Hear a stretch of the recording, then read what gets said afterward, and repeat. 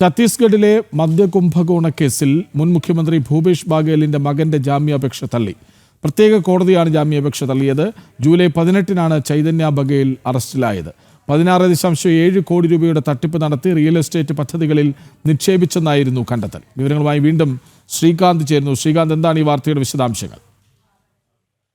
അല്പസമയം മുമ്പ് പുറത്തു വന്ന വിവരമാണ് ഈ ഛത്തീസ്ഗഡിലെ മുൻ മുഖ്യമന്ത്രി ഭൂപേഷ് ബാഗലിന്റെ മകനെ ഈ ജാമ്യാപേക്ഷ കോടതി തള്ളി എന്നുള്ളത്. മദ്യ കുംഭകോണവുമായി ബന്ധപ്പെട്ടായിരുന്നു ഭൂപേഷ് ബാഗലിന്റെ മകനെതിരെ കേസെടുത്തത്. ഇക്കഴിഞ്ഞ ജൂലൈയിലാണ് അറസ്റ്റിലായത്. അതിനുശേഷം അതിൽ കോടതി മുമ്പാകെ എൻഫോഴ്സ്മെന്റ് ഡയറക്ടറേറ്റ് പറഞ്ഞത് 16 കോടിയിലധികം രൂപയുടെ അഴിമതി, ക്രമക്കേട് ഈ കാര്യത്തിൽ നടന്നു എന്നുള്ളതാണ്. അത് റിയൽ എസ്റ്റേറ്റ് ഉൾപ്പെടെയുള്ള മേഖലകളിലേക്ക് ആ പണം നിക്ഷേപിച്ചു എന്നും ഇ ഡി കണ്ടെത്തിയിരുന്നു. അതിന്റെ അടിസ്ഥാനത്തിലായിരുന്നു അറസ്റ്റ്. ഇപ്പോൾ ജാമ്യാപേക്ഷ വീണ്ടും തള്ളി ജയിലിൽ തുടരേണ്ടി വരും.